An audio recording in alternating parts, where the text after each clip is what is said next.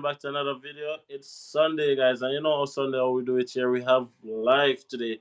We are a little bit late than usual, but that is to accommodate our beautiful guest here, who is in the wonderful province. Sorry, should I say the expensive province of British Columbia? We're gonna be Beautiful talking. province of British Columbia. We're gonna get in there. We're gonna get into the discussion absolutely because some have it that BC stands for bring cash, some have it for something else, but we're gonna talk about it Really? definitely, definitely, definitely. We're gonna get into the nitty gritty, guys. If you're new here, you know what to do. Hit that subscribe button, hit that like button, and drop a comment. Let me know where you're watching from, and join the community, right? And also, guys, let me just thank all the new subscribers who have been subscribing to the channel. I really, really appreciate it. Yes. And furthermore, thanks to each and every one of you guys who have taken another Sunday to be here with us. If you're here, we have almost 30 persons here. Please hit that like button as soon as they come into the room and get us up. Now, a few things, guys, a few housekeeping things before we get into the conversation with Trishana. That's who we're talking to today. Now, guys, if you're on the live present or if you're watching it after, and you are in Moose Jaw, that's in Saskatchewan, Moose Jaw, please send me a message. I have a friend who is moving to Moose Jaw, knows no one, and wants somebody to look on an apartment for them just to make sure it did it. Just to make sure that it's not a empty wall that they are renting or it's just a blank space, right? So if you're in Moose Jaw, Saskatchewan, or Saskatchewan, whichever way you want to pronounce it, please reach out to me. It's really, really helpful. You know how we do it here. We like to help each other, support each other, and build up each other, right? My guest here today is Trishana Dwyer. She's a Jamaican who migrated to Canada as an international student. She is living in the beautiful province of British Columbia, and she's living in Fort St. John. Did I get that right? Yes. For St. Fantastic. John. She's living in Fort St. John. She has graduated school. I'm guessing she's on postgrad work permit en route to permanent residency. And she's going to be sharing a bit about her journey coming to Canada and most importantly, what it is like living in British Columbia. Trishana also has her YouTube channel, though she has been greatly inactive, but you can go and check her out. It's called Meet the Dwyers. They're on YouTube, they're on Instagram. Go and check them out. Show some love. Go and subscribe and bother up to give you guys some content from over there in British Columbia. I Trishana, plan to. Don't worry. welcome, welcome, welcome. I'm really happy to have you here. I feel like this link up has been something that's been loading for a while. It's Thank, true. thank you for taking a part of your Sunday to be here with me and my audience, right? Now, tell me a little bit about yourself, Trishana. Where in Jamaica are you from? And just generally, who is Trishana? All right. So I am actually from Portmore, Jamaica, and I moved to Canada in April 2021. I came as an international student with my family. I graduated last year, and I'm now on a postgraduate work permit. Um, we were nominated through the BC PMP program. So we are this close to getting our permanent residence. Literally this close. Yeah, it's so. I know when you get to this stage, sometimes it feel like you can literally touch it, and you just want No, it. seriously, we're close. We got an email about that we can go ahead and get to know the newcomers program and Yeah. services that they're offering. And because it's through the province, they also email us to give a little update. So we know that we're really this close. We're not dead, man. They just need for free enough and now, not dead. But that's good. Now tell me a little bit about what made you want to migrate in the first place, right? And also, why did you Yeah. choose Canada? So COVID is the real reason why we decided to move to Canada. So my husband did a job. His job basically entailed traveling overseas. He worked in the oil and gas industry for almost 10 years. So we were okay with the traveling and the distance, right? But when COVID happened, the borders closed and we basically weren't able to see each other for 6 months, right? So it was difficult. The most I would say he spent away from us was 4 months, but that 6 months, half of the year, was really what pushed us, over the edge. And we're like, no, we have to seek out other alternatives because we were not sure how long COVID was here to stay. Was there to Basically, it stay? was unpredictable. So we couldn't continue on the path that we were going. So we're thinking about different avenues we could go because he used to work on our ship. So Jamaica don't own any vessels. So there was limited opportunity for him to do the same type of job, and we live the same type of comfortable life that we were living. Yeah. So we already settled on Canada. US, UK wasn't really an option. So we knew that anywhere we're going to migrate, it was going to be Canada. Yeah. How we decided on the province, well, as I said earlier, my husband used to work in the oil and gas industry. So that really narrowed it down to just two provinces, which is British Columbia and Alberta. Okay. So, Yeah, me so there. I'm standby waiting to jump down the throat. Yes, but continue. yeah, man, and I'm ready to because we got to defend British Columbia because we're here doing our research and we settled on BC for a reason. So basically, after doing our research and trying to figure out which province would be the best province for us and our profession, we realized that British Columbia paid the highest for our profession, right? So that is one of the reasons why we decided. Okay. So we decided to kind of narrow down our focus to like the city that we wanted to live in. And again, we're using the oil and gas to drive our focus where we're going to go. And in doing our research, we found a city called the Energetic City because it specializes in oil and gas. And the other name for that city is Fort St. John. So that was literally how we found this small town. We didn't knew about it before.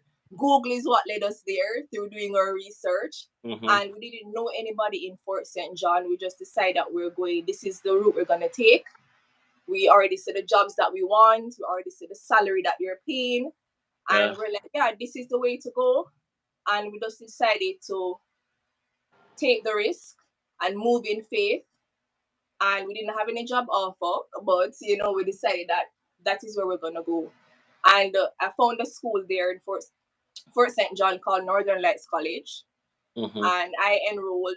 My husband came on a spousal open work permit, and my daughter came as well on a visitor's record. Okay. So beautiful. Now, Fort St. John is located roughly like 2 hours, 2.5 hours away from Grand Prairie. So it's a city that Right. I know very well.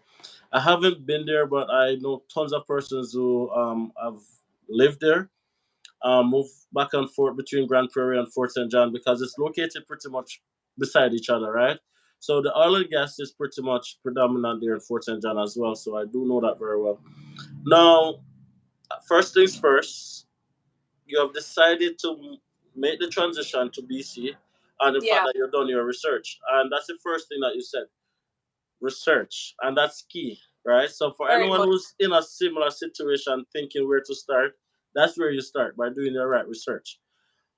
But you are not yet approved.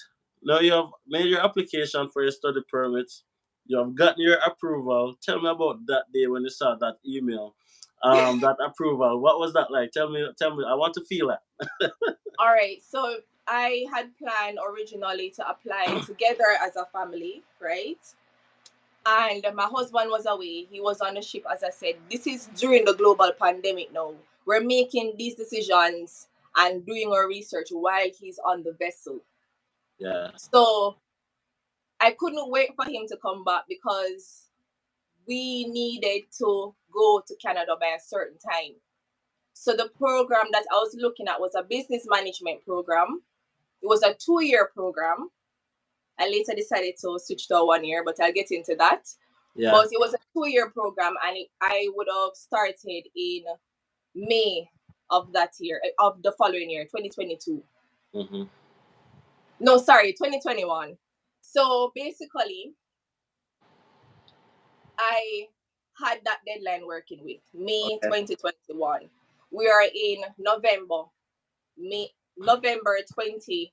20. That is when I submitted my application. So I'm Okay. like, honey, I am going to go ahead and apply for myself because you're not here. And then afterwards, I will apply for you and your daughter. So that was what we did. I went ahead, I prepared the application, everything. And let me just share this with you. I didn't just watch YouTube videos because a lot of people think that research is YouTube. No, it's not. I wanted to know exactly the documents and what was required. So I was like, okay, the best place to get this information was from the embassy themselves or from immigration themselves, right? So I called the Canadian embassy in Jamaica, and of course, I kept getting the runaround. I wasn't getting the information that I wanted on the line because I was just hearing like they just kept running me around. So I'm like, okay, I need to hear from the horse's mouth. Yeah. So I decided that I'm gonna call the Trinidad embassy because that's just next door to us, and the requirements would have been the same The same. worldwide. Anyway, Yeah. so I called Trinidad on the first try. I got through.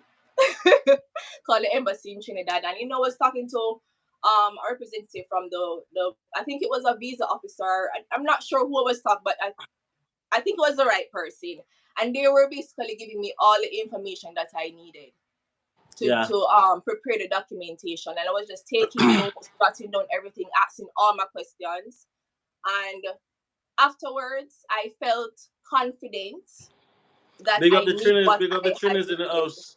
Big up the Trinis in the building. Dropping a It's flag true. by the way, repping the country. Big up the Trinidadians in So the I house. felt confident that I had the information that I needed to prepare my documentation. And when I prepared it, I prayed over it, submitted it online, and I kid you not, in 2 weeks I was approved. In 2 weeks I got approved. So this is me looking at it, do not reply email, and wondering Yeah. if this really just happened. Like me literally see my life about to change before my eyes. Yeah. Right? So I told my husband, he's in shock. We didn't tell I think we kept it to ourselves for a while. But then it's like I wasn't wasting any time. I just started preparing my husband and my daughter's documentation same time. Mm-hmm. Right? And once I prepared their documentation, the only thing that was missing was my husband's police record because he was on the It vessel. was away, yeah. Right. So basically I tried to book an appointment on his behalf so that the minute he arrived, he was able to do it. Mm-hmm. So that was the plan. I called them, booked the appointment, paid the express fee and everything. And when he came, when he literally the same day he arrived at the airport, I brought him to the police station to do the police record. And would you Yeah. believe them that they closed that day? Like when we arrived, they closed because they said that there was COVID exposure and all sorts of things. And they said that, oh, they're not sure when they're going to be open. So I'm like, Oh what? man. So Jano. remember, I still have this deadline working with. Yeah. So I told myself that, you know what, I'm going to still go ahead and submit my application without the police record. But what I'm going to do is to write a letter of explanation explaining why we could not submit the police record. The And I'm same going to time. also include the receipt that I did pay for the express fee. Yeah. They had published an article in the Jamaica Gleaner stating that the police station had closed and they don't know when it's going to be I open copied it. and all of Ooh. that. So I printed that, included that in the application as, my supporting document with the Yeah. letter to show that, I'm not lying. I made all efforts to get the Yeah. police record, but this is beyond my control. It's a COVID thing. So I submitted the application and I let them know in it that we're gonna still go ahead and do it the minute it's open and then submit Mm-hmm. it on web form afterwards. And that's what we did. Exactly that, right? And because I had gotten through in 2 weeks, my expectation high now, so my husband and my daughter will get through in 2 weeks. So when 2 weeks pass and I don't see them get any response or anything, I say, what Mm-hmm. going on? No man, something wrong. Probably Yeah. I did something wrong in the application. Or I just started thinking all sorts of things. Yeah. But then Yeah. I'm like, you know what? Hold I on, did Trishana, everything guys. We right. have like 110 persons on the live, and we only have 55 likes. Run up the numbers over 100, guys. Let's get over 100 likes as quick as possible. You might like up the video. Like up the thing, man. Like up the thing. Continue, continue. Yes, so basically we're waiting and we're not hearing anything, and we're like, what's going on?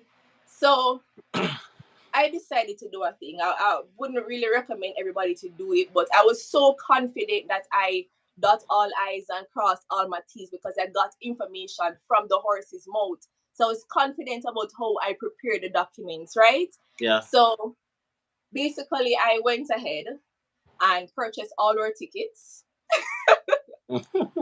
And at the time, we had to stay at a government approved hotel for COVID. Yeah. So that was $2,000, non refundable. I paid it. Hey. And because our accommodation was through the school, they had given us a letter to state that they are waiting on us. Like everything is already set, the room, everything is set, and all our Yeah. names were in the letter stating that, hey, we are expecting Trishana, Alex, and Johanna Yeah. Dwyer at this location by such and such time. So I printed all of those and I submitted it to web form, and I explained to them, I'm like, listen, my Mhm. school is starting in May. My family tickets are already purchased. Everything is already set. Free We milk. need the visa Free milk. Free milk. ASAP to go to Canada. And listen, them's 2 days. It's 2 days. My husband's even here to confirm, but in 2 days, them get approved. And it was on That's my it. husband's birthday, Yo, March you're my son. 21st, right? I So, have to stop you right there and say, Trishana, like I admire so much this conversation because what I'm getting so far is the attention to detail and and, yes, and, and taking initiative, which is two very important things, right? Like everything is not always black and white. It's not always the same straight across the board.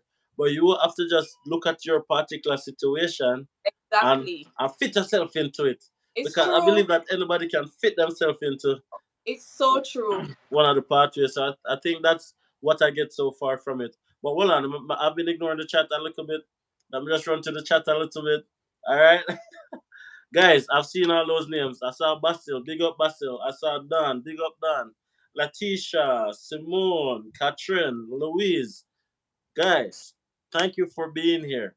But I didn't want to interrupt Trishana's detailed explanation of her process to give big up, right? So I'm just definitely thanking you guys for being here. And of course, guys, if you're not yet subscribed, subscribe to the channel, like the live.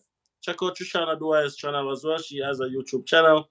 Show some love, show some support, all right?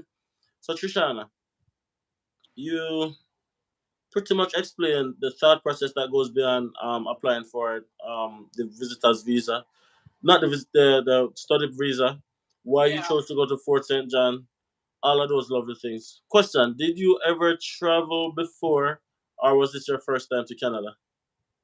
First time to Canada. We've traveled before different places, but we've never been to Canada before. So we literally, this was our first time. Yeah. Literally going directly to Fort St. John, everything, the cold, first time experiencing all these things. So a question that I usually ask all my guests who are coming to Canada for the first time is, I think it takes 3 planes to get to Fort St. John as well. Um, right there, so right there, so right there, so the 3 plane. Now, what I always ask my guests is, when you come off that plane and you land in Mhm. Fort St. John, what was your first impression of Fort St. John? What were you guys thinking? What were you guys feeling? What was that like? So let me just backtrack a bit. We did not take 3 planes, we took six because, yes, Ooh. and there's a reason for that. During the global pandemic, there was a ban for the planes going to the Caribbean and Mexico. So literally, there was no plane at all going to Canada from Jamaica. So luckily, we all had our US visa, and we decided that we're gonna book our tickets to the US. And because there was so much ban taking place, we had to take 6 planes, and we have an I think for one of them we had to stay overnight at the airport. We slept on the benches. Yeah. And I can tell you, let me tell you, to be honest, like that entire experience, it was not overwhelming. it wasn't something where I could say I was complaining, because just the very fact that my family with me and we're going to Canada, like Yeah. nothing could ruin that Your life experience is for about me. to be changed. Listen, we could have sleep on the ground outside, it no matter. We're just glad. We say, what? We're going Canada.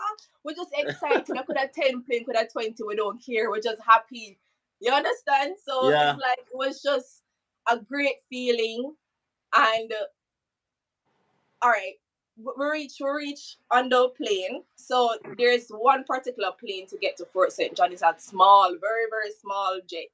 Right? That alone was scary, because the fact that it's so small, you feel every vibration, everything. And the pilot that we had, he looked so young. And I'm like, uh, God, please, please let him know what he's doing. So when we because we had to fly over so many mountains and stuff, the sight and everything was beautiful. yeah. But then when we were about to reach Fort St. John and they made the announcement, we're looking and we're saying, okay, we are waiting to see the building and stuff, but we see a lot of trees. So we are waiting, we are waiting, we are waiting. So we're about to land and we are waiting, we are waiting, we are waiting. And we say, oh, we're not seeing the building, we are waiting, we are waiting, we are waiting. Pear trees. So we say, hold on. And then when we look, we saw this long road. Not even the airport we see all now, just this road, this Yeah. long strip Yeah. of road. So we reach on it now. Then we start seeing we start seeing buildings and stuff. Mm-hmm. And a lot of trailers because of oil and gas, right? Yeah. A lot of plants and stuff. But it's like, you just want to see what it have to offer. You don't really want to jump to a conclusion yet. The trees was a bit shocking, but you still just a wait. You just want to see what this place really have to offer. Yeah. Yeah. Yeah. Right? To reach at the airport now, and we call the school, because I've been communicating with the school the entire time, because they have an international students department, and they Yeah. have been very, very, very helpful, very helpful. And we got a taxi that brought us to the dorm. The dorm was where we stayed for one entire year. Let me just put that out there. We didn't go and rent any fancy place. We stayed Yeah. at the on the dorm, because they offered um residence for families where you don't have to share anything. You don't share no bathroom, no bedroom, no nothing. It's like Exactly. an apartment. Literally like an apartment. And Mm-hmm. what I liked about it is that the rent included water, light, internet, Everything. all of Everything. that. So they make it effective for us, and that was to me that was a good move. We saved a lot on Mm-hmm. transportation, even though we did buy a vehicle, because you need a vehicle in these places. Yeah. It's Yeah. a Yeah. must, Absolutely. right? But seeing the place to me is like, I was just so curious to see what it was about, that I didn't want to. I couldn't be disappointed because I never did I expect no skyscraper or nothing like that. I just didn't Yeah. want to wait about. Hey, I like that so much. What you just said, like it's hard for you to be disappointed because that was your first impression, and because you're going to Canada, and you're not expect to see one bag of bush or one bag of kind of thing. So I do understand, but at the end of the day, you were open, you were willing to give it a chance, right? And I'm Yeah. sure Fort St. John is now your city. I'm sure Oh Fort God, St. it's John. home. It's home. This is where we're settling. This is where we are building our life. And let me tell you this, Dems. So a lot of people when they're coming to Canada, they are still weighing their options, right? Hmm. They are making a choice, but they're not really making a decision. So we had made a decision that is BC we're going to settle, and we made a decision that is Fort St. John we're going to live. So when you make a decision, it means that you have cut yourself off from all other options. Yeah. It means that where you're going to make life regardless, in spite of, Hey, I right? like that so much. I like that so much. I So we still weren't looking nowhere else. I We're still we're trying to planning to go understand. there. Mm-hmm. Well, I get it, and a big part of our conversation today is about BC as well. So let's Yes. let's address the elephant in the room. Oh yes. Why is BC so expensive? All right. So firstly, British Columbia is very big. Very, very big. Mm-hmm. Right? You have expensive cities and you have small cities that are way more. affordable to live. affordable. But let me just cut you a little bit right there because I do agree with that, and I'm always saying that as well. But in terms of expensive, like BC have some of the highest taxes in all of Canada as a province. Let's Like not you go there. Let's not go. The taxes everywhere is a lot. Everywhere is more, a lot. But let it's me get more into why it's expensive. I'm gonna be. okay. Hear me out. Hear me Man, out. So, no, firstly, my jump down the throat from now, cause you choose BC over firstly, Alberta, so I since had you to offend them started time them, there. since you started with the jobs, let's point out these things now. So, firstly, British Columbia's minimum wage is $16.75. Alberta is what, $15? Well, actually, no, it's like $15.95 somewhere there. Yeah. Exactly my point. It's still way less than BC. But Come anyways, on now, come on now, come on now, come on now. all right. So let me just tell you some of expensive cities that you should probably avoid as a newcomer, right? I'm not saying you don't have to ever go there. You can go there Hmm. after you have settled and find your high paying job. But as a newcomer, when you know you're trying to stretch your dollar, your savings, it's kind of limited, you should avoid Vancouver. Yes, I'm going to address that. Avoid Vancouver. Avoid it for now, right? Avoid Kelowna, Burnaby, Richmond, those places because they're big cities, Hmm. they're expensive, and we know this. You're paying for the accommodate, not just but you have so much options. All the nice, big, fancy hotels, restaurants, all the nice, fancy stores are there, Hmm. big brands, right? You have smaller cities that give you the vibe and the feel like Grand Prairie and Alberta, like Fort St. John, right? You have Prince George, you have Cranbrook, Hmm. you have Williams Lake, You have Dawson Creek. Dawson Creek, which is an hour away from Hmm. Fort St. Grand John. and an hour away from Grand Prairie as well. Yes. Hmm. You have so many smaller cities. Camp Loops is one, and this information is Googleable. Hmm. This is something you can research and find online. Affordable cities in Fort St. John. Sorry, in BC. But hold on. So, say for example, you've narrowed down to two affordable cities, right? You've narrowed it down to those two. You can go a step further and do research to see if this is right for you. One way you can do this is by joining groups, Facebook groups for these cities. I So, literally say talked for about that this example, morning in my video. That's like literally what I spoke about. Like the exactly. Facebook groups are very informative because a lot of the information that are in those groups are posted by people that live in the city, and you will not find that readily available on Google. So when you join these groups and they tend to ask you questions like if you live there, you can say that you are planning to move Yeah. like the next month or whatever. You're planning to reside there. You want to know more about it, right? So when you Exactly. join the group, so you get accepted when you join the group. There's a search tab where you can enter the topic weather. When you search for that, you'll find so many different people posting about the weather. So you'll have an idea of what the weather is like in that city. You Hey, that's can a probably gem right search there. for That's you a can gem probably right search for there. theft. Search for theft. And then you have people who are posting probably about their experience and theft that going on. So you already have an idea so whole heap of crackheads are in that area. Avoid. Right? So these are little ways where you can do more underground research than just Google and YouTube. There Yeah. are ways and strategies where you can really find or have an idea, a good idea of the place that you're going to reside. The more information you have, the better. That is so true, guys. Like the live for me, then. Like the live. Subscribe to the channel if you haven't done so already. And there's a join button as well in case you guys want to become a member of the channel. And remember, guys, if you're in Moose Jaw and you are open and willing to help someone who is coming to Moose Jaw, who wants somebody to look at an apartment for them, link up with me so I can connect you guys. Now back to the expenses of BC. Yeah. Now I hear you. I 100% hear you. And Vancouver, Kelowna, places like those, I don't know if people even still live in there because I'm telling you, like, I don't That's know. up to I them. avoid those places That's unless up to I them. decide I'm gonna shop there. But for example, a simple thing like somebody commented on one of my videos the other day and say that gas in BC is over $2 per liter. BC Wha- is being So only, I would say, is affordable. what So is I don't what is know the what you're cost? talking about. What is the cost per liter for gas in Fort St. John? I don't remember. My husband Come buys on, my you have to gas, come but on, man.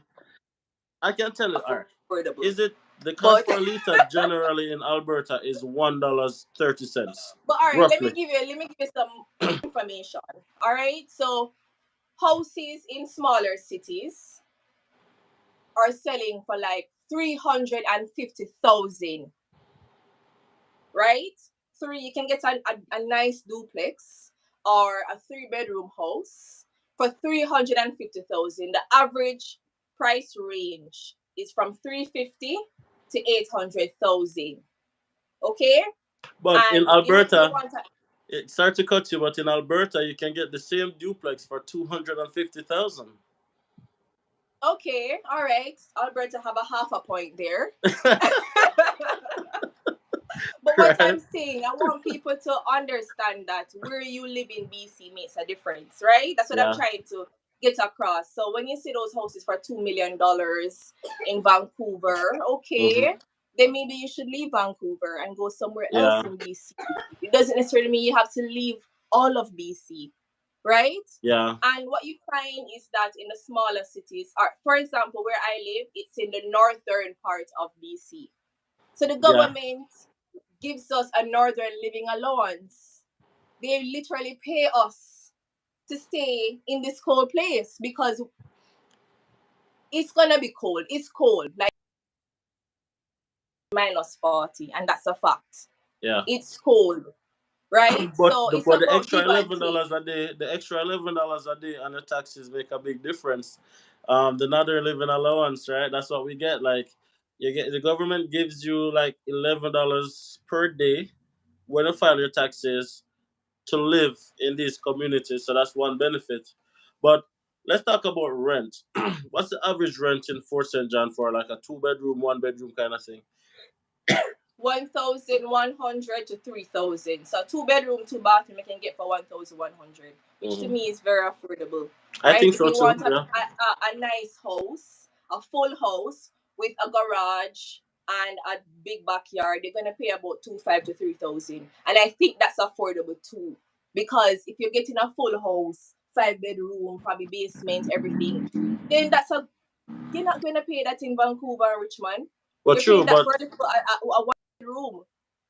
true, and again, I get it because you are earning more in BC, so you can definitely afford to pay more.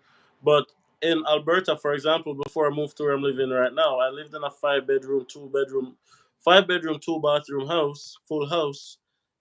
Right, it didn't have in a garage, but 5 bedroom, two-bathroom, and I was paying $1,650. All right, so stick a pin right there. So what happened is that when you move to a smaller city in BC, you are getting the feel and benefits of Alberta, but you're getting the salary of BC, the salary of a bigger city. I'll be right So back. that I'll is stick up in. I'll be right back. okay, no problem.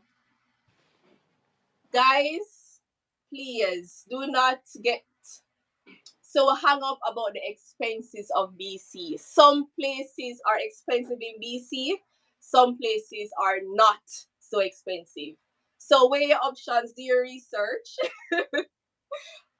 For our profession, BC pays the highest by far than Alberta. And to me, that was a deciding factor for us. Right? We're going where we can get the most return on our investment. But does it really make more sense? And of course, I did warn you that it's gonna be a back and forth. But then again, does it make sense if you're earning more if all you're doing is paying more in taxes? But that's what I'm saying. We're not paying more in taxes. We're not. I I don't think you know were. where. I don't know. I don't think so. Everywhere pays a lot of taxes, but I feel like we get a good chunk of our returns back Well, to be from what frank, we pay. still like Alberta has the lowest sales tax in all of Canada. So Okay. it would So be buy less. Be frugal so that you don't have to pay so much in sales tax. Be frugal.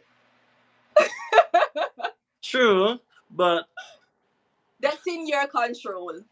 It's not yeah. that the government withdrawing it out of your salary. You're the one spending your money. So you can determine how much of it you're going to spend and how much of it you're going to save and invest. And the reason why I'm pressuring you, pressing so much the issue is so that persons can have like a realistic idea and expectation of what it's really like, right?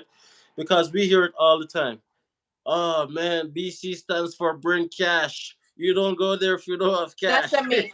That's a myth. That's a myth. That's a myth. Yeah.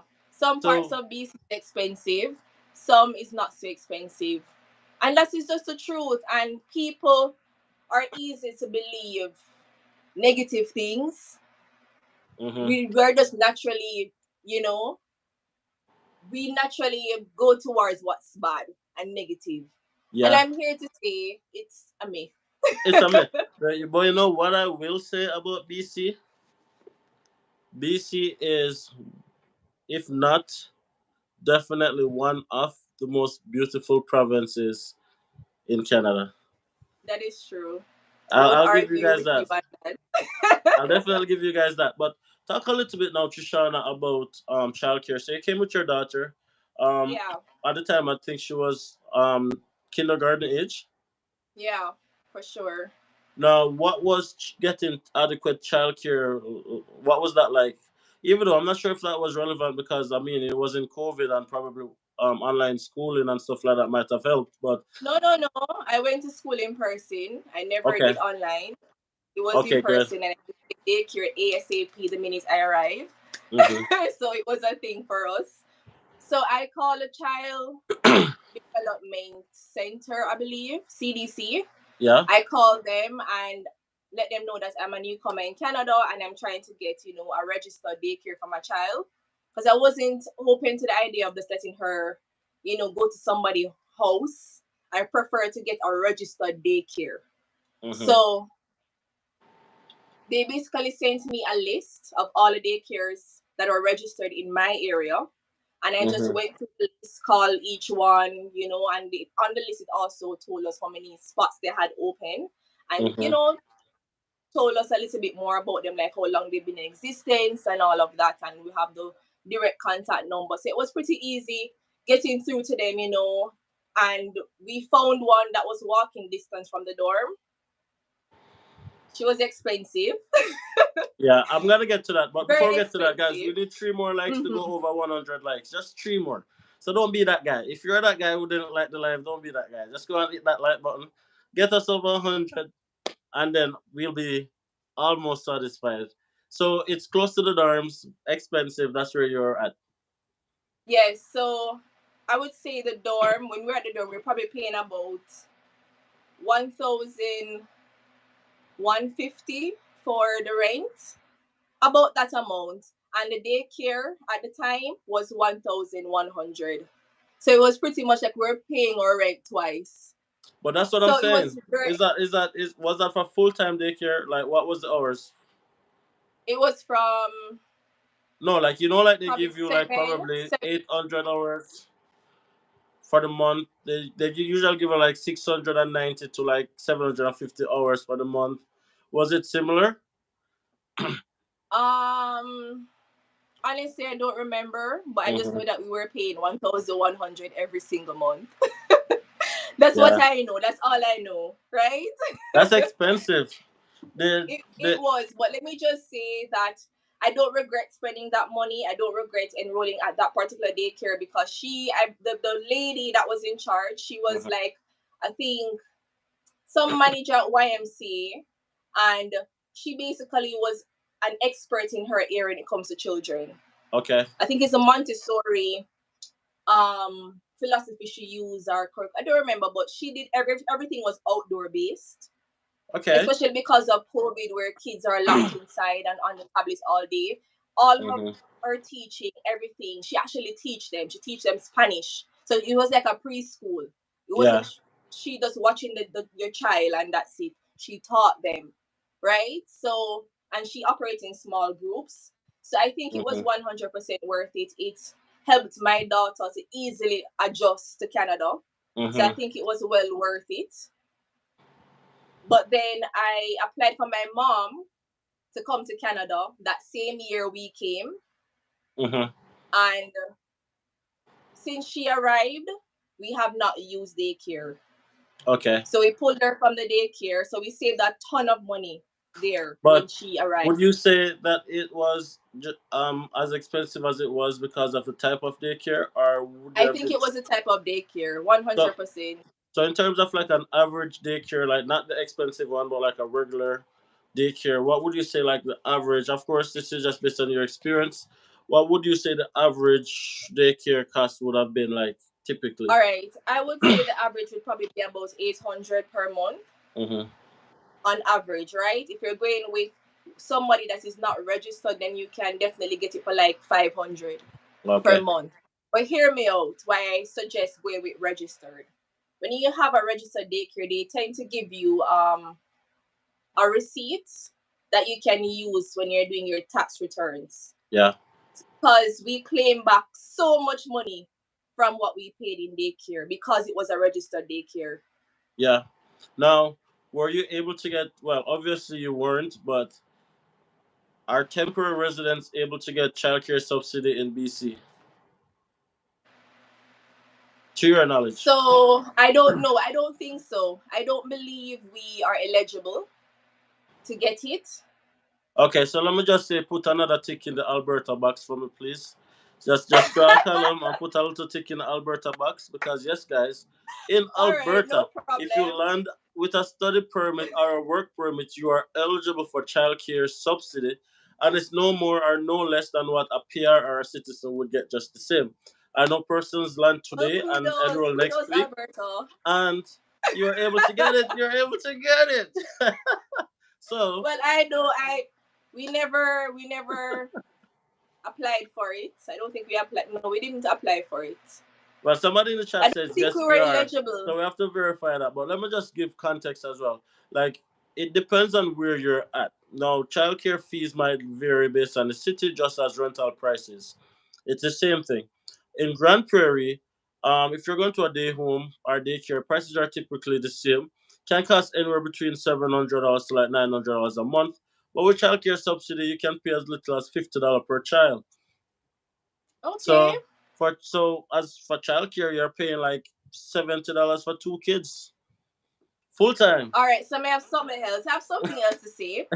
So they have a program in some of the schools in BC where they have $10 a day for daycare. I don't know if that's the same thing at your in your province, but I know persons who are Hold on. paying $10 Hold on. All per right, so day. I'm sorry, I get carried away sometimes. I'm sorry.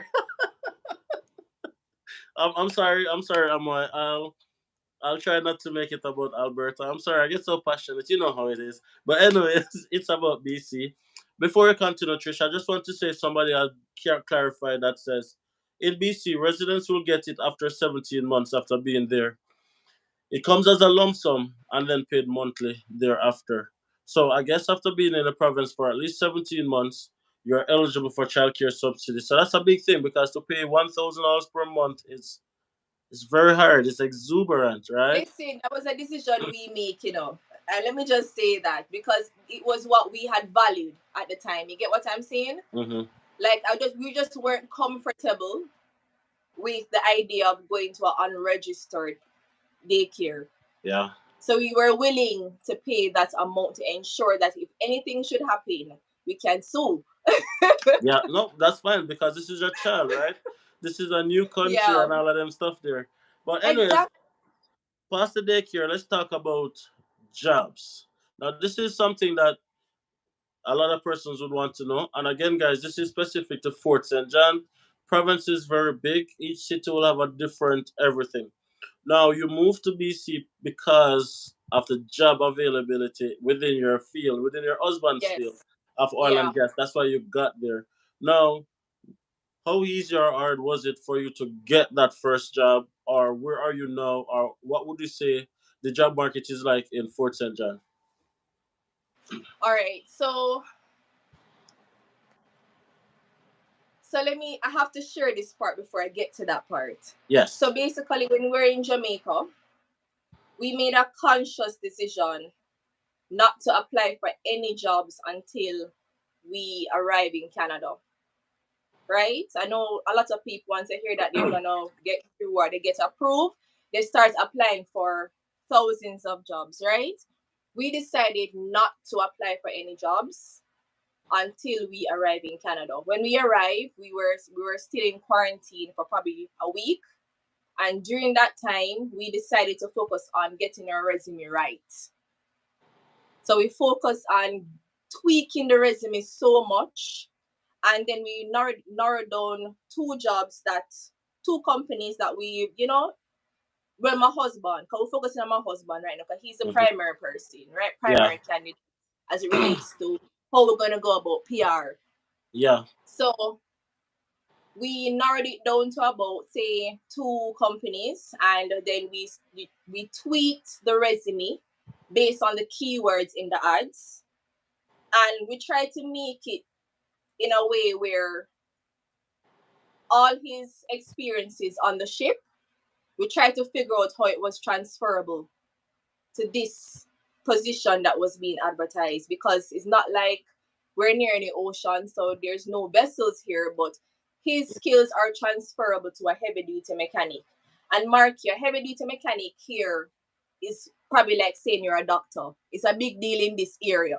Big deal. Right? So it's a big we deal. know, yeah, so we know that that was the position we were going for. And we tried to look at his job description at the time on the vessel, because he was a marine engineer, which is transferable to a heavy duty mechanic, because you're diagnosing, problems, fixing engine, stuff like that. So we tried to see how best we could tweak it where he could now be an ideal candidate for the heavy duty mechanic position. Yeah. So after we applied, we feel like, yeah, man, it's perfect. Them can't say no. We'll apply. So we applied on Monday. By the Thursday, he got a phone call for an interview. And then they asked him if he could start the same day. So he said he doesn't have any any gears, no tools, no nothing. So give him until Monday, right, to start. And he started on Monday, and he has been with that company to this day. That's a good thing. That's the company that sponsored our permanent residency, right?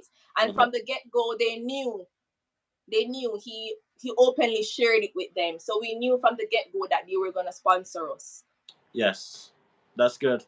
What about you now? Like I mean, as a student at the time, you could have only worked 20 hours prior to everything being changed, of course.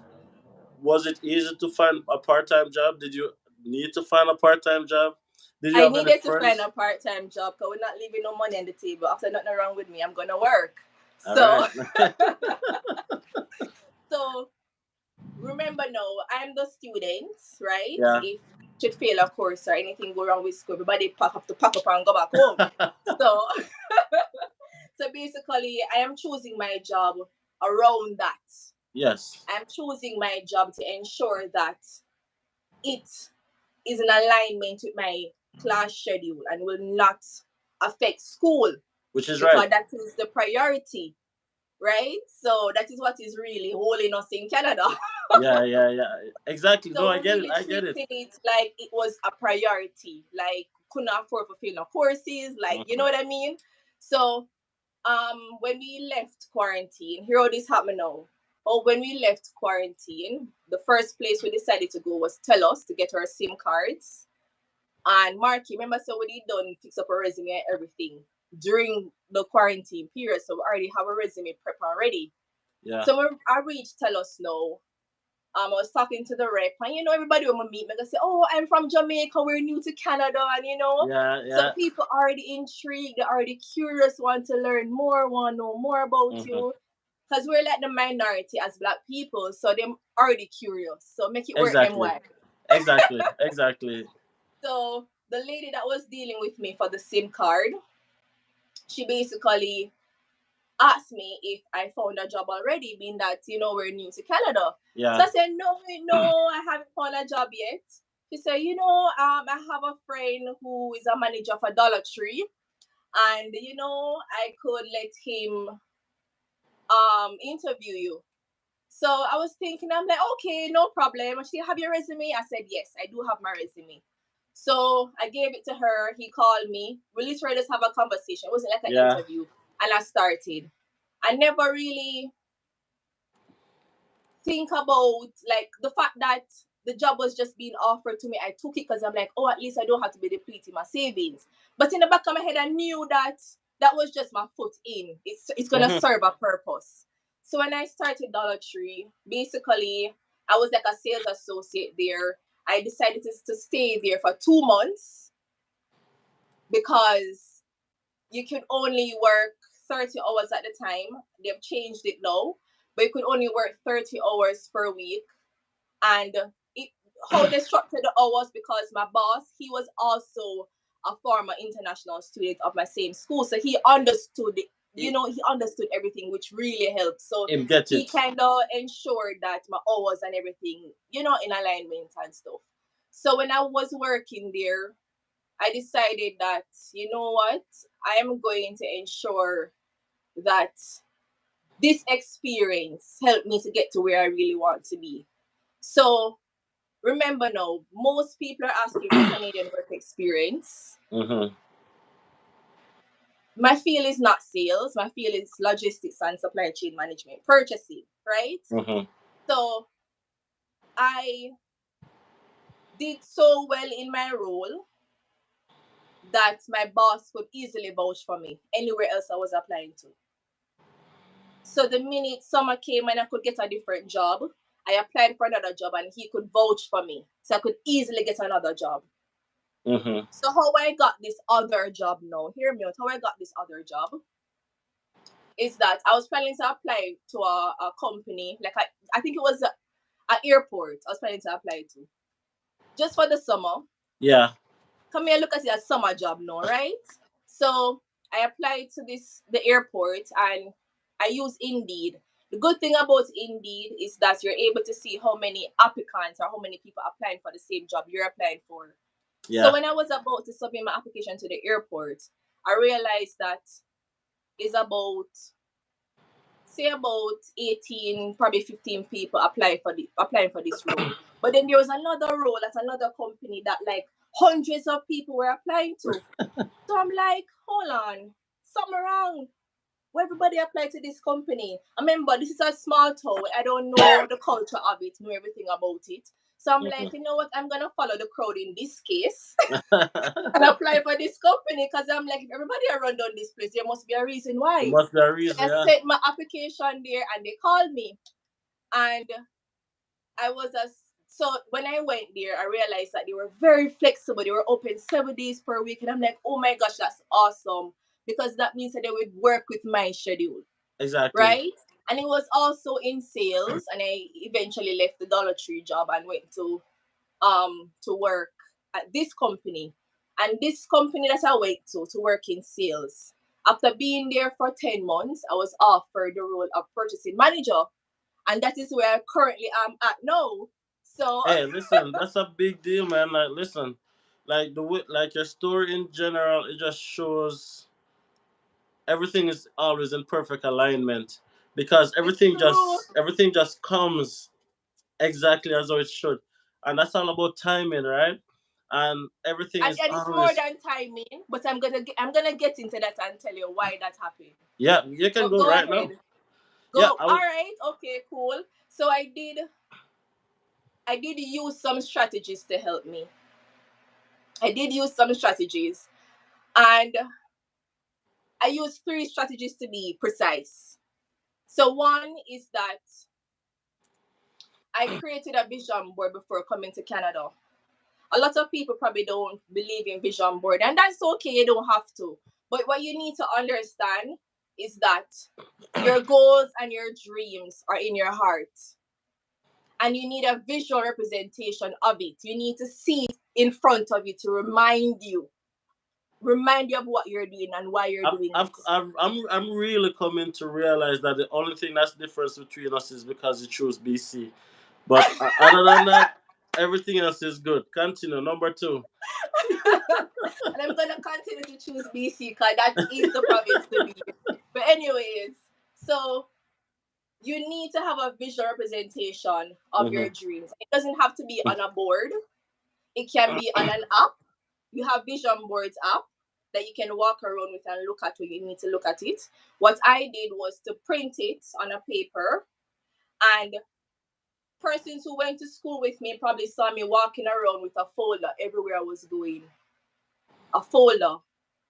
Probably some of my pictures on Instagram, when you look at it, you see me with a folder. But that at the back of that folder was my vision board.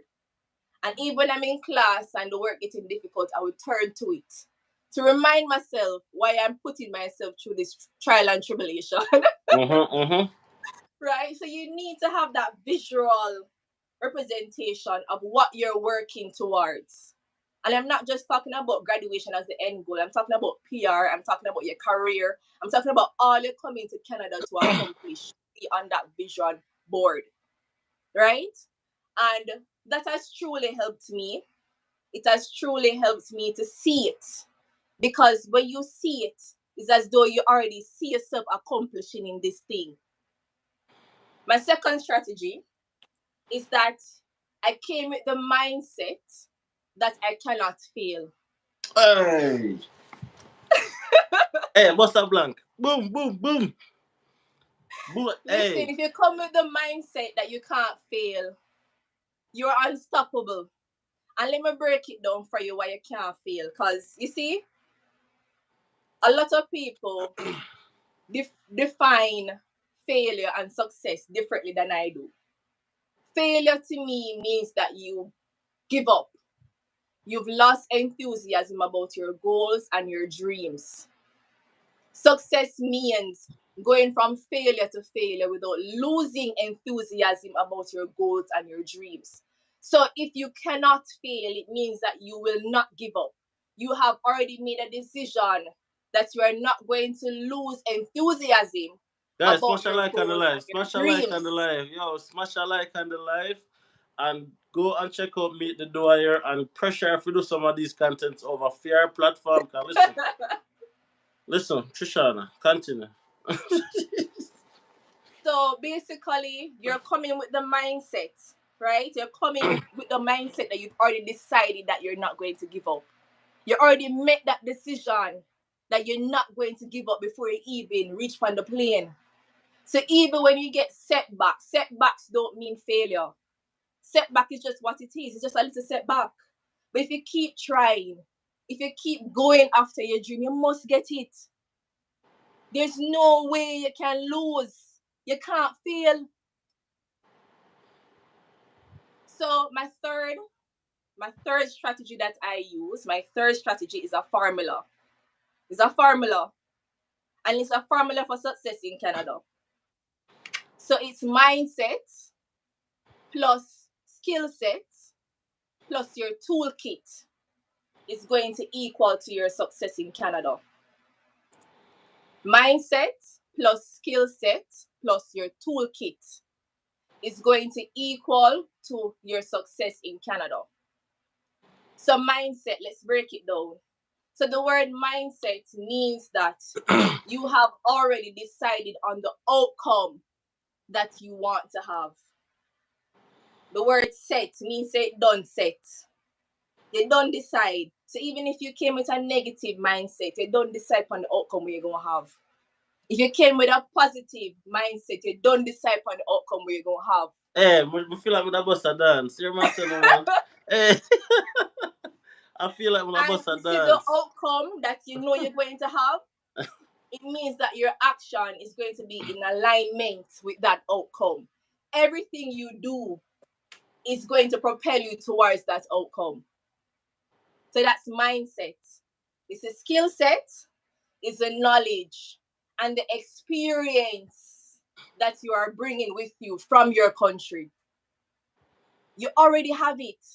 So guess what? You're not starting from scratch. You're starting from experience. because you're bringing your knowledge and your experience with you. It is valid here in Canada. The knowledge and skills I have developed was not in Canada. It was before I came here, but I applied it here. And it has propelled me to be where I am today. And me too. And I'm not jumping in your formula. But what I'm saying is, No man, let's talk about skill jumping set in. a little bit. Let's talk about skill set a little bit. And I think the video that I posted this morning, I was speaking a little bit about the same thing.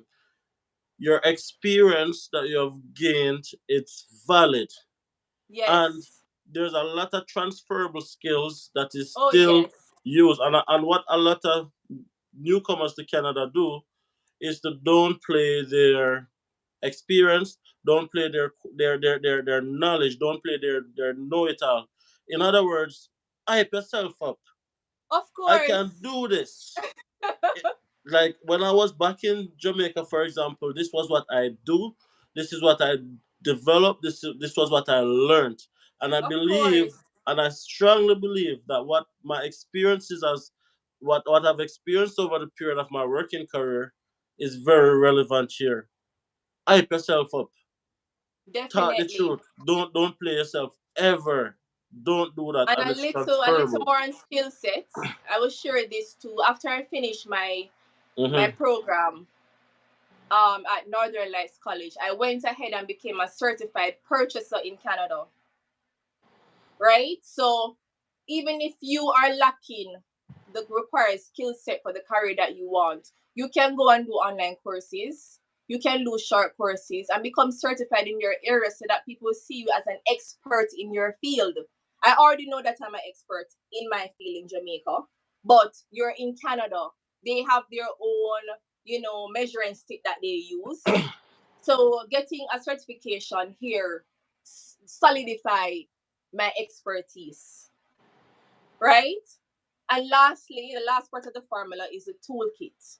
So people use different things, but what I use is the word of God. That is my toolkit. And there are many promises in the Bible, but I'll quickly share 5 with you that I hold dear to my heart. One is that God is faithful. 2, he doesn't lie, right? 3, he's going to perfect everything that is concerning me, right?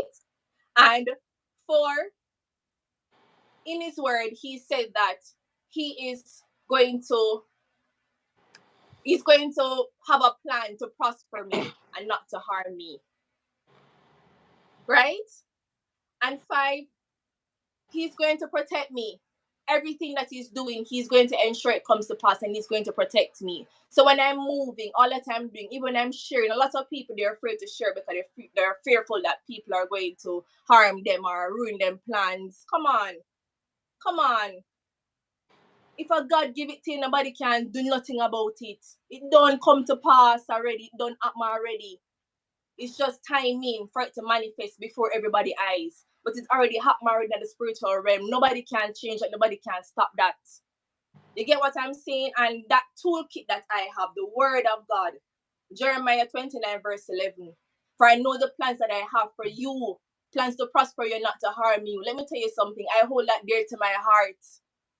Even in my ebook, I put that scripture there because I believe in it so much. So when I'm walking and when I'm doing things, I'm doing it in confidence and based on the promises of God.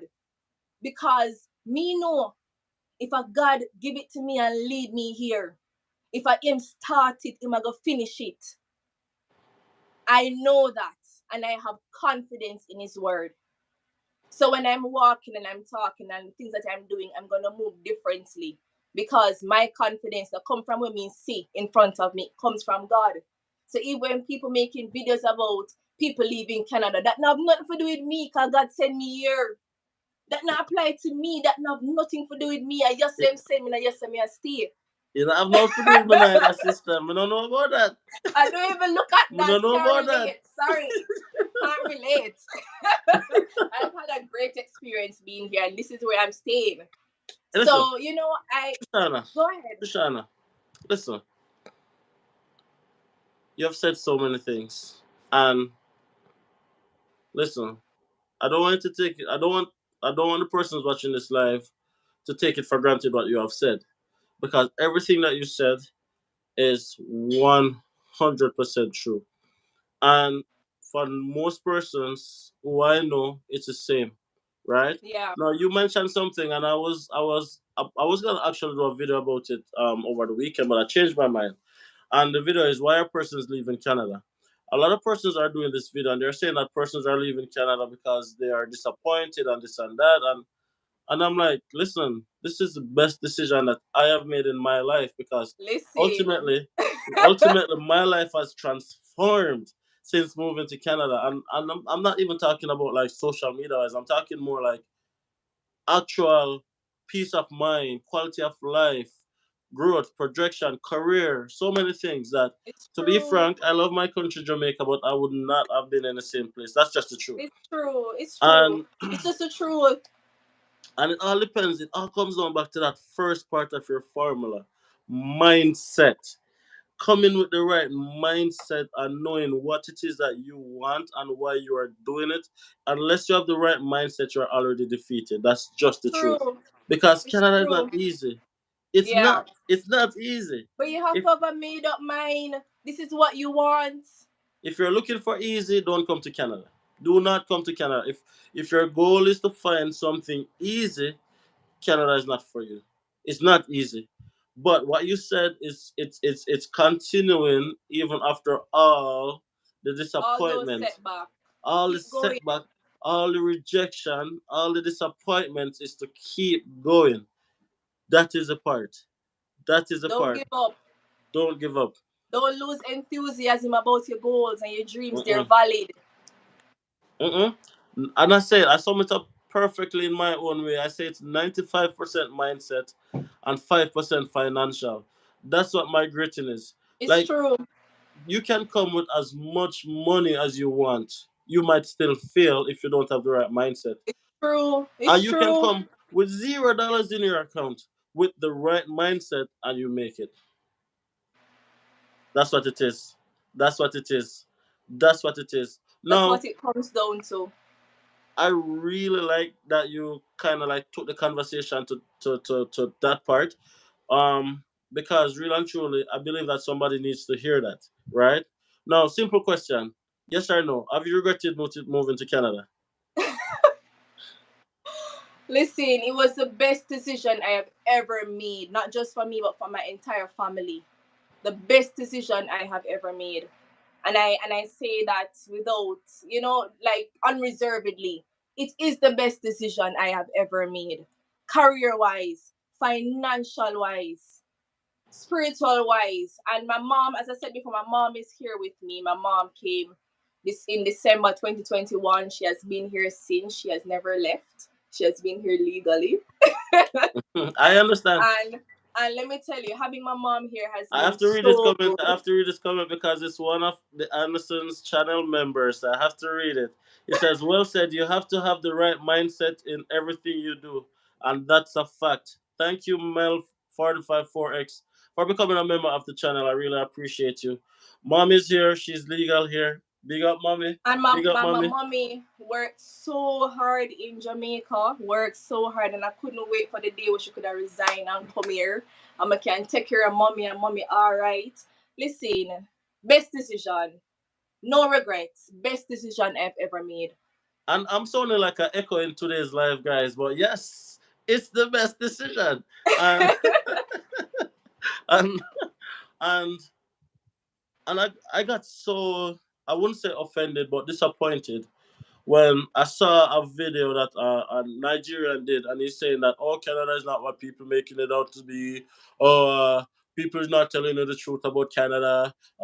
They're telling you all the good things, all the bad. I'm like, bro, what are you talking about, man? Canada changed my life. I'm not just Exactly. saying that. Like, Canada changed my life financially. Hey, especially having a special needs child. Oh, come on, man. It's Like, true. Canada is by far the only thing I regretted was not coming to Canada sooner. That's the Sooner, only thing yes. I It's regretted, true. No, right? no. It's the truth. That's the only thing I regretted, because ultimately, with the right mindset, the amount of opportunities that are here, you'll be so successful, way beyond what you are even imagining right now. So I want you to talk to somebody right now, Trishana, who's kind of 50-50. Is it for me? I don't know. Should I do it? What would you say to that person? So I would say to you to take some time and really ask yourself the question why you want to come to Canada. Ask yourself what's the real reason, because you have to know your why. You have to know why you're going to go through all, give up sunshine. I don't know if probably some persons weren't living a comfortable life in Jamaica. I was very comfortable in Jamaica. I just wanted more. You know what I mean? I felt like I was settling. I wanted to experience change. I wanted to experience a different cultures. I wanted to grow more in my career. I wanted access to more opportunities. So I felt like if I had stayed, I would have been complacent. So making this move was right for me and my family, right? And we know Canada is cold and everything. That we know. We know that already. That's our old news, still news. We know that. But really and truly visualize, take some time and find out why you want to come to Canada, and visualize yourself being here. Visualize all that you can accomplish here, and visualize the experiences too that you want to have. And write it down. Write down everything that you want to accomplish in Canada. On a paper, write it down. And then you're gonna work your way from the top down. From there, where you have all your goals, the experience you want to achieve, everything. And then you're going to work your way down by trying to figure out the steps you need to take to get there. So if you want to be a chief accountant, then you need to find out which province, pays the most then for chief accountants. And that will help you to select a province. And that will also help you to select the path, the PR pathway you want to take. That will help you to select the school you want to go to. But visualize yourself first, like what you hope to achieve. And then everything will fall into place after there. You will know the steps to take. A lot of people are starting from the school. The school is just a means, a way where you can get to the goal. Get to know the goal first. You understand what I'm saying? So therefore, start by what you want to accomplish, then work your way down. I already visualized the career I wanted. Purchasing manager was on my vision board. A Ford Explorer was on my vision board. I'm not joking. So when I say I'm achieving my dreams, my Canadian dream, I'm not telling a lie. I came here with that on my vision board. So when I tick them off, I'm going to give myself deadlines and I'm meeting them. The BC provincial nominee program was on my vision board and we got nominated. You get what I'm saying? So your goals is going to help you to narrow down the path, the province, the school, everything will fall in place based on your goal. That Question. is my advice. A number of persons have been asking me this in the chat. Why did you change from a 2 year to a 1 year program? I'm glad you asked. So you know that the tuition fee in Canada is expensive. Like we pay 3 times what the domestic students Domestic. are. And I never knew that until I spoke to one of my co-worker. When she told me how much she pay, I said, well, this is robbery. What me I pay is robbery. So then I started to think and I'm like, you know what? I need to find a way to cut this program in half because me not pay so much money. Even though I came with the money to pay, I did not want to give so much of my money over to the school. I wanted half of that money to stay in my bank account. So even though I already selected the path I wanted to take, I started to do some more research to find out, how we can get nominated quicker.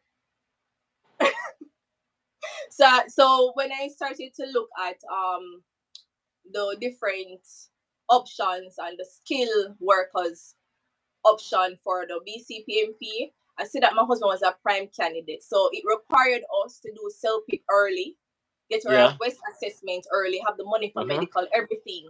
So when I was doing my midterm exams, I was prepared for self-pip. I had self-pip the same weekend, right? So when people Mm-hmm. even saw that, when I made the post on Instagram saying I went on vacation during my reading break, the only reason why I made that because I went to do self-pip, but we had to stay at a hotel because of how far the place was. And we Okay. just turned it into a vacation as well. But it really wasn't a vacation. It was to Yeah. do the self-pip exam, but afterwards we Exactly. celebrate. Yeah. You get what I'm saying? So I I get try it. to leverage every free time that I have. I started working on the West, getting those documents assessed very early. So everything we just start preparing very early. We never wait till I finish school or Mm-hmm. nothing. So because we start deal with the permanent residency very early, we were eligible very early. And then it's just 1 year my husband needed to work for in order for him to be eligible to apply for it. Yeah. So literally documents are prepared already and everything. So the day when it turned the day when he was eligible because he reached the 1 year, the Yeah. next day, not even next day, the same night at 12 midnight, I submitted the application. That is it. And I think it was 3 days after we were nominated. So, and this is something you can strategically do because they tell you the draw that they're doing. They tell you basically the points that they're at, so you can already calculate and know where you're at. If you can know before you even submit your application if you're going to get nominated or not. Yeah. Yeah. And I think proper preparation, right? That's what it is. Yes, Proper preparation, and making sure that you are looking at the end result and not the beginning, not the beginning, the journey. It's important, but it's not that important. What you it's want to true. do is to look at the end result. Where are you trying to get to, and then prepare yourself to get there. And that's what you guys did. And huge congrats, huge congrats, by the way. I'm telling you that your PR is right there. Like it's so close.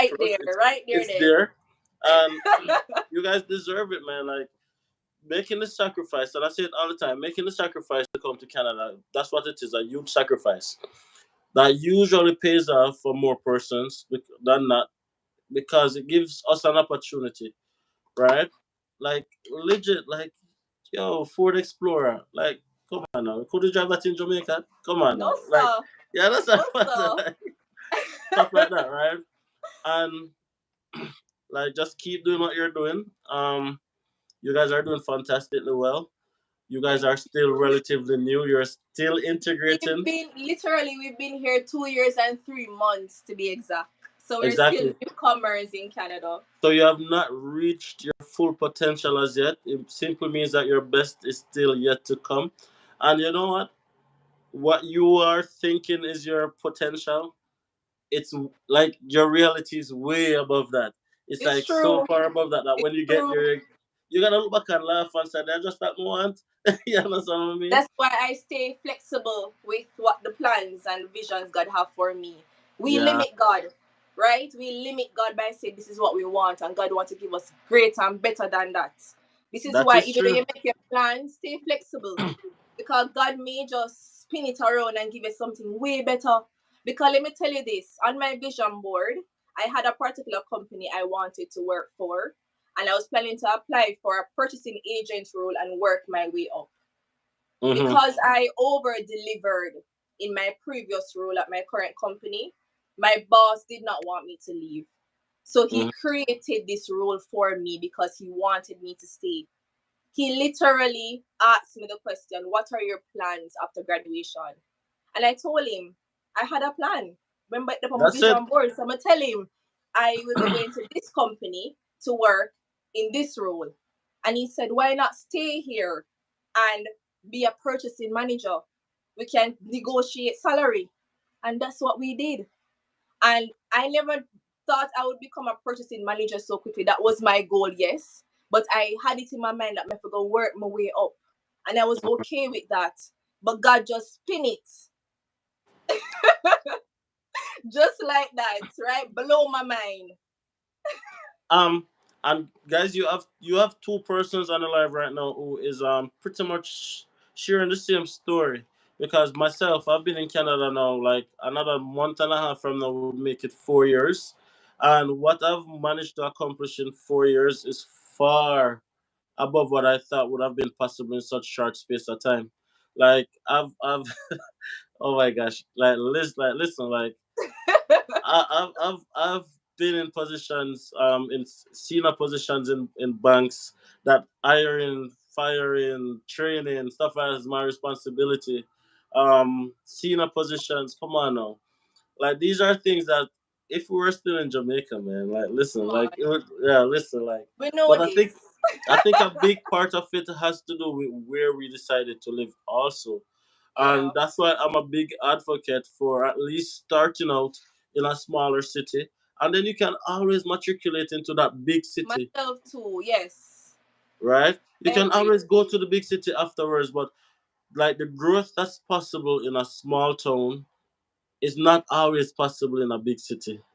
And that's just the truth of the matter. Jeffrey Salon, thank you so much for all the blessings, bro. Like I see all your comments, and we're gonna be going for another 20 minutes. But for the next 20 minutes, what I want is what I always do. I'm gonna give my chat the opportunity to throw some questions in your direction or in my direction, No and problem. we'll try our best to answer it. But please, guys, remember we're not immigration consultant, lawyer, affiliate, all none of this above. This is strictly based on our own experience. It's not legal advice. Do not call IRCC and say you heard from the Andersons and we gave you legal advice because we will disown you.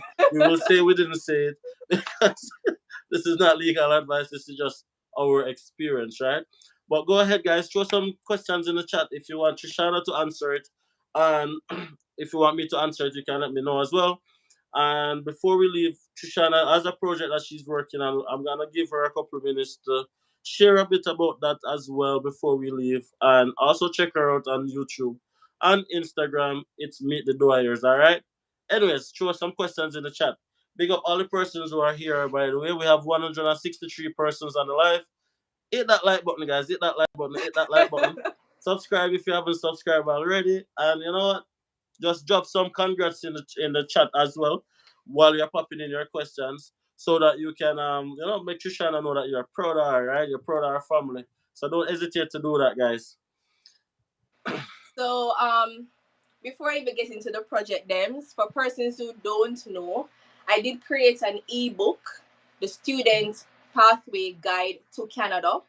It has helped a lot of people to immigrate to Canada, to come to Canada to study. I have clients who are here living their best lives because of the ebook, and you can find it on my Instagram page.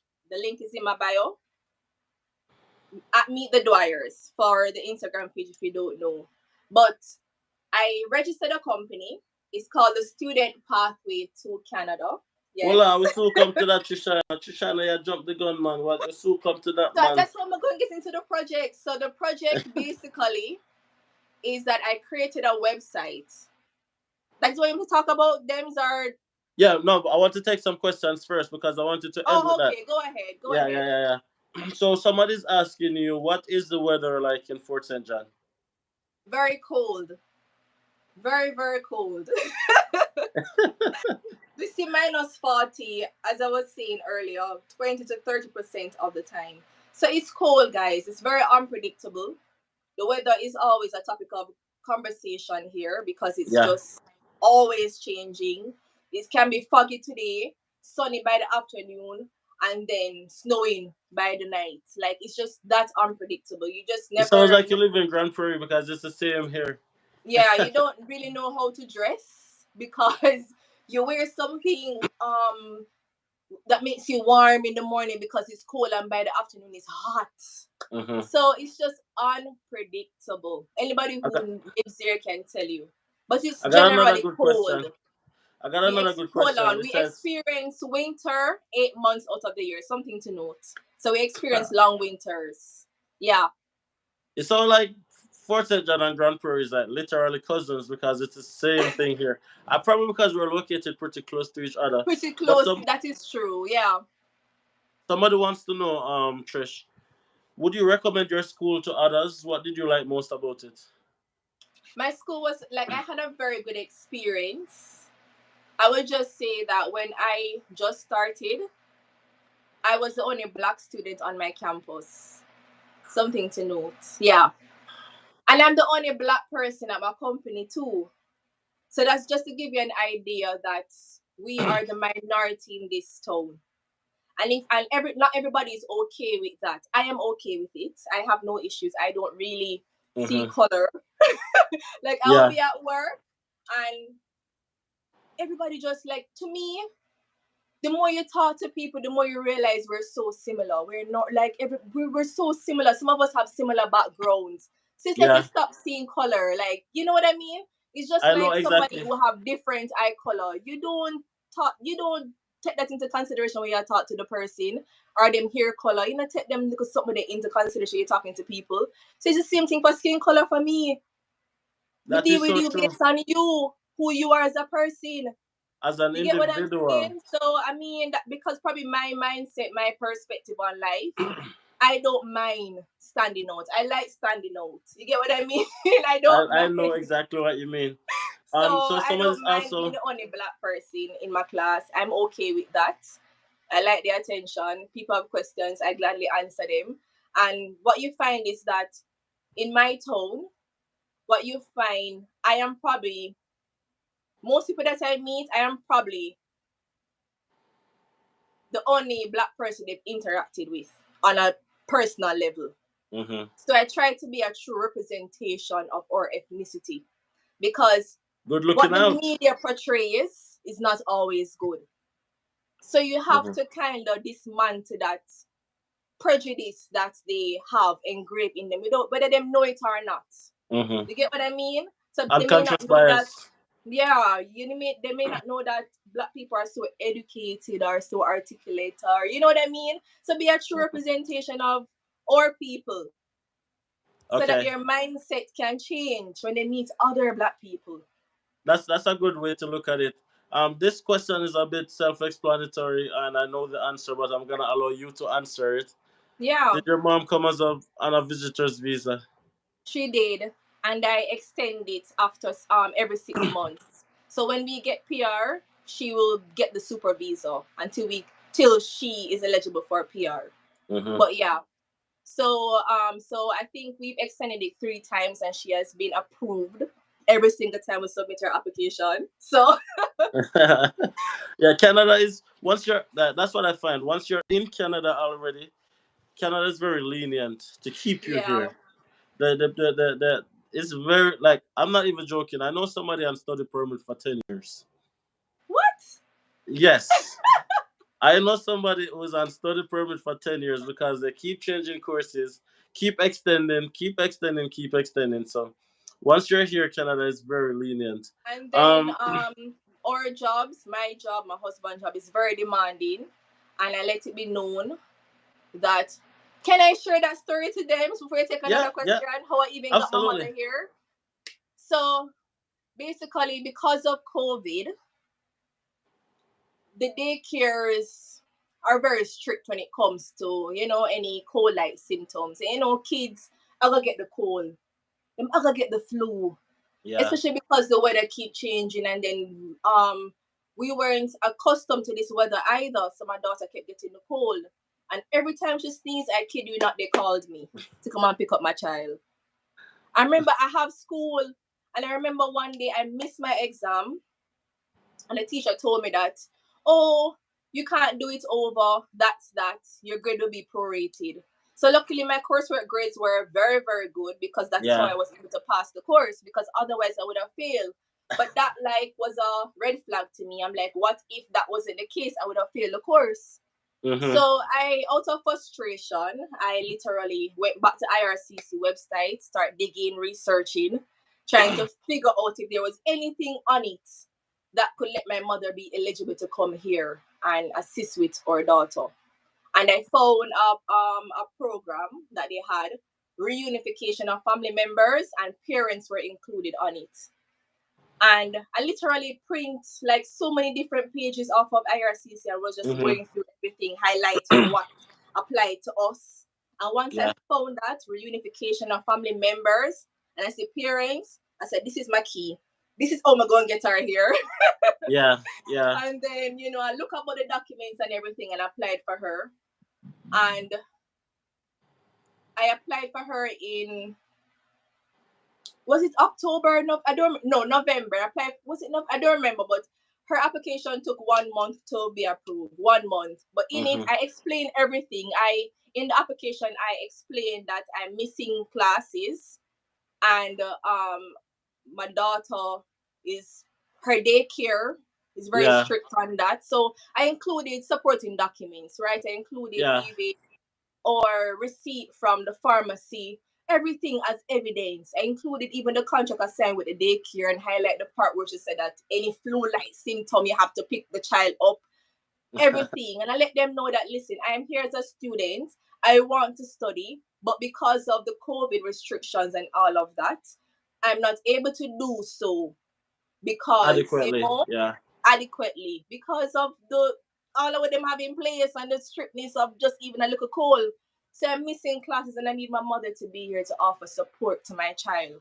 And quick time, and I let them know that I have exam and finals in December, and she needs to be here by such and such time for can ensure but can do my exam in peace. So so she got approved and literally was here in December before Christmas, before exam.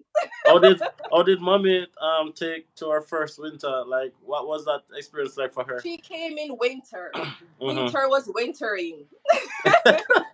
So even the jacket that she had on, we had to greet her at the airport with another winter jacket because clearly the jackets that they make in Jamaica was not made for this winter. Yeah. So we greeted her and everything, and it was just like she didn't see us for like 7 months, I believe, and in her brain she didn't know when she was going to see us again, because we were telling her that is when we get permanent residence, we're going to come back, and we never know when that was going to happen. So mommy did sad when we were leaving, and our only I'm our only child, by the way. So when I applied for her and she got through, it was just mommy, it was they're coming. I can only imagine. I can only imagine. But big up mommy as well. I'm sure she's somewhere in the place. Big up mommy. Big up mommy. Mommy has I want to been answer a such question. a help. Yeah, man, go ahead. So somebody's asking. I guess this is for me. Um, with a background in finance, which area province do you recommend? Now that finance is very general. Finance is one of those careers that it doesn't matter where you go really. It's really the same straight across the board. So your decision is really gonna be based on what you are looking for as an individual, as a province, as a city. That's gonna what have to guide your decision, because ultimately finance is general straight across the board. There are gonna be finance jobs in Ontario, gonna be finance jobs in BC, Alberta. There's no preference to a particular province. No, oil and gas is different because there's a heavy reliance on oil and gas on certain provinces, more so the western provinces, the Alberta, BC, etc., etc. But finance is just finance, right? So there's no straight answer to that question. There are opportunities anywhere in Canada, right? Now there is another question that I wanted to answer, and this is from Mel 454X, who is a member of the Andersons. You guys can become a member as well by hitting that join button right down below. Come on now, guys, support the channel, support the thing. You don't know the thing said. So Mel is asking, is there short courses for registered nurses that could help with migration via the student route in BC? So I don't believe there's any short courses that would help with immigration. Because say for example, you are planning to get a study permit, your studies have to be for 6 months or more. Yeah. So it wouldn't be considered a short course if it's over 6 months. That and you is can't true. get a study permit unless it's 6 months or more. That's true. That's true. Okay, so let's put a pause on the questions. And I'm gonna allow you now, Trish, to tell us about your project that you're working on right now. So I as I said earlier, I registered my own company, which is geared towards international students. And not just those persons who are planning to come to Canada to study, but also those who are already international students. So my website, I don't want to give away too much, but I'm gonna have it should be like a resource for all of those persons. I don't see a lot of platforms for just international students. So, for example, if somebody is planning to come here as a landed immigrant, permanent resident, I cannot help you. If you have decided to go the student pathway, then I can help you. And I'm not going to persuade you to go this pathway. You have to make that decision for yourself. Okay? I don't want to give away too much, but my website will have tons of resources, products, and services geared towards international students. And I'll be launching it officially on August 1st. So Okay. please to follow my Instagram page because I will post it when it's live. Or you can send it in your calendar August 1st so that you can check out my website. I won't tell you the link yet because I'm still working on it. I'm still trying to get it right for you guys. But yes, international students is who I am really focused on trying to help. I feel like I am the best person to do that because I have walked the path myself. I did not come here as a landed immigrant, so I decided to just leave that to the immigration consultants, Mm-hmm. right? And I'm not an immigration consultant, guys. I'm sharing my experiences with you, the necessary steps I took that has been proven and tried and true, not just for me, but for my clients who did it and are also here in Canada living their best lives. And on my website, there will be testimonials of my clients who are here. So look out for that, please. Okay, and of course, if you guys call IRCC and say that you got legal advice or immigration advice from Meet the Dwyer, she will disown you as well. I will Because this, disown you. this is, we're not immigration consultant, lawyer, affiliate, anything of the sort. Walk the walk, are just sharing your experience. That's what it's all about, right? It's So, enough true, respect. and I'm looking forward to that. we ought to share experiences. And let me just share this Dems, how I decided because I wrote my ebook 1 month after arriving in Canada. And what led me to that was I reached out to a former student of my college who is a fellow Jamaican. And I reached out just to find out, some more information about the community, the school, the town, just general information. And I pretty much got the feeling like I was bothering that person. Like, Okay. she didn't have the time to answer me. And, I was a bother to her. And I felt bad. I didn't just feel bad because she was busy or wasn't willing to share information, but it was because it was a fellow Jamaican, and Yeah. So, yeah, it so took you me so expect that, you long. expect that kind of thing there, that Oh camaraderie there. gosh, yes, and then because you don't have a lot of black people in this town. So when you do find somebody now, you're happy, you're glad that you want to, you can feel better prepared. And I felt pretty much shunned. And I cried. My mother is a witness. I cried because I felt so hurt because I'm like, why people are hold on to information? Why people just don't share? You already benefit from the experience. Why not share it with other people? And No, I decided to somebody say, else you know coming. what? Somebody else coming is gonna stop them from eating. So I decided that, you know what, I am gonna share my journey. I created my YouTube page because of that experience. My YouTube, because I never had any literally YouTube was not even something I was thinking about.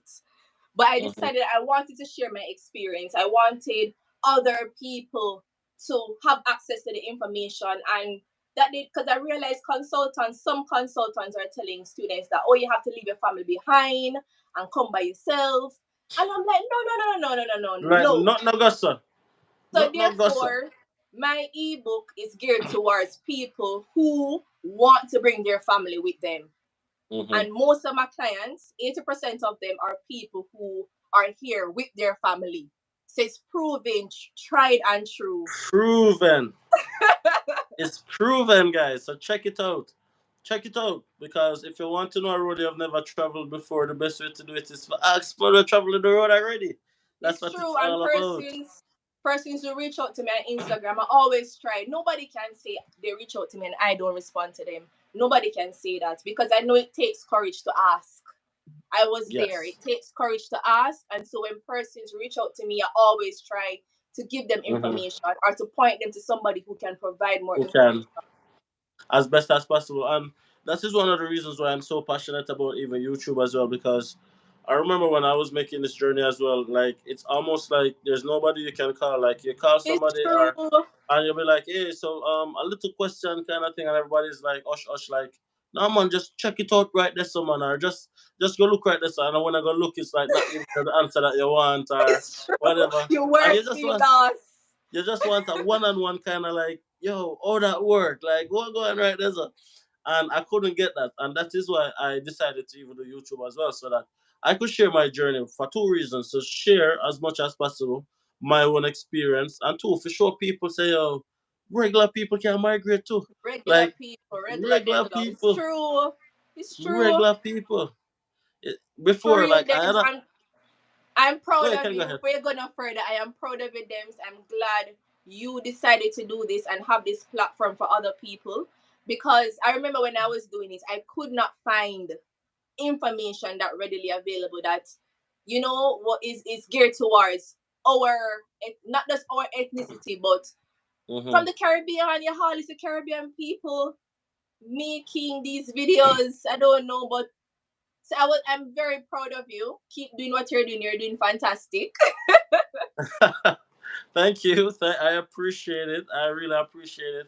But like legit, like as I was saying that before migrating, I thought that only certain people could have migrate. Yeah, That that you have to fit in a specific status quo, and if you're not in that specific group, then it's not for you, right?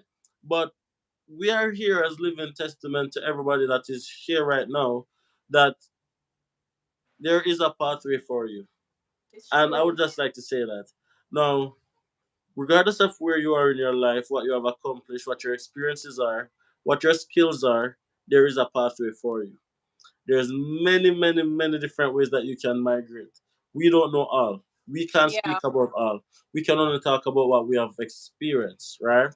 Now, with that being said, I always say that there's not one broad brush for immigration. It's not straightforward. It's not a straight line. Look on the requirements and fit yourself in it. That's what I like to say. Look yeah, at the requirements and fit yourself in it and see how best it can work for you, right? Now, there's so much resources available.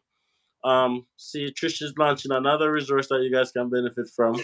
That we're gonna be doing another live after it's launched as well to give you guys some more information that she's not able to share as yet. That is gonna be more beneficial for persons. If you seek, you shall find. That's what it is, and I yeah, believe strongly that, and I say it all the time. But I want you guys to believe that as long as you want it, as long as you believe that it has already happened, and as long as you work towards it, it's gonna happen. It's gonna happen. one It's just hundred the percent. it's just the law of attraction. You can't fail. You can't fail. It's just the law of attraction. So believe and work, and it will come to you. Right now, Trish, we have gone over a hour and a half en route to 2 hours. We have to end it right here. Like, I'm not even gonna lie. I wish we could go for another 2 hours, but we have to end it right here. I just want to say, I have to answer this question because she's a member. She did ask. So that's one of the perks that you get, guys, when you become a member of the channel. You do get all your questions answered on our live stream. You do get access to members only videos, which we are starting to post a bit more of right now. I think there's two videos up, and one of those videos is where I broke down exactly how I got the money to come to Canada. That I think will be very beneficial to some persons. Become a member. It's cheap, and you are supporting me and my family.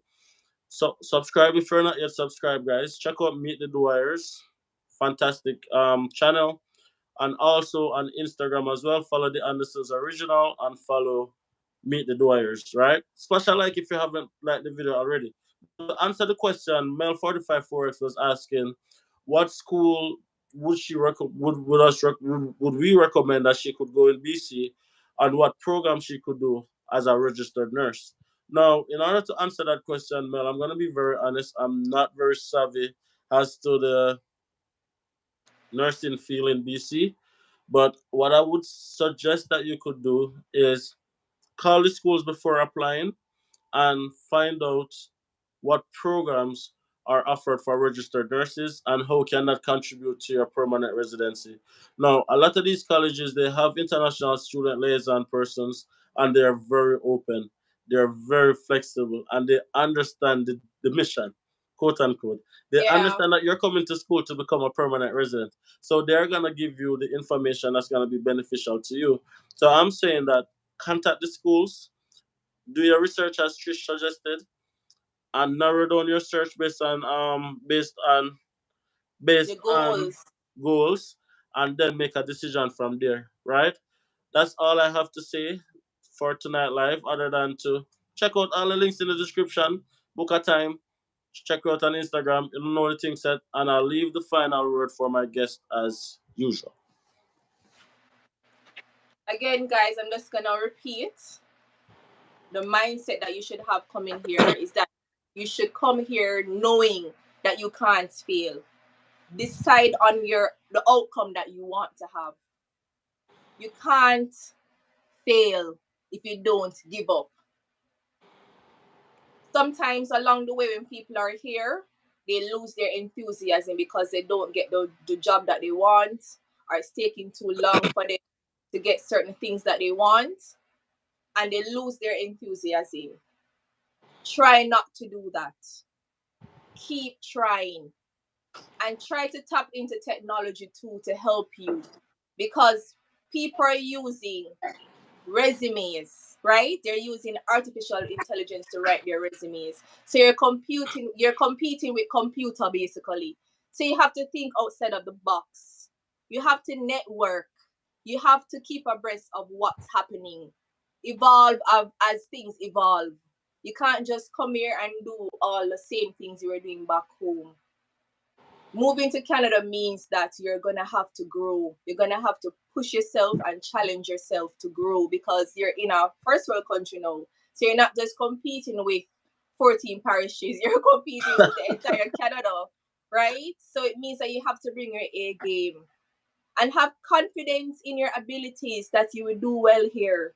You'll be successful here. I'm a testimony of that you can achieve your Canadian dream. Your dream is valid. Whatever it is, you can accomplish it here. Those are my few words. Oh, I was typing valid in the chat. Your dreams are valid. Your dreams are valid. Thank you so much, Trish. Really, really appreciate you taking so much time out of your Sunday to connect with us. And I really believe that this is not the last conversation we'll have on this channel, obviously. We have something else planned, but I would love to make you a constant member of this community. I really and truly like your perception of things, your mindset, your determination, and your hard work. So thank you for sharing. Thank you for opening. And guys, smash a like on the live if you think that Trish did a wonderful job. And also if she had provide some perspective for you guys. I'm not gonna lie, I'm not sold on BC, but nonetheless, she's repping for her province, she's repping for where she The lives. aim was not to convince you them, it was to I can't convince your bash her. audience. I can't bash her, but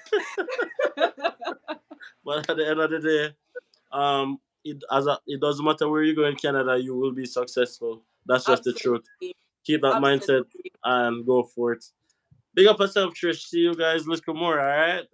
Thank you guys for having me. Yeah. Dems, big up yourself. You're doing fantastic.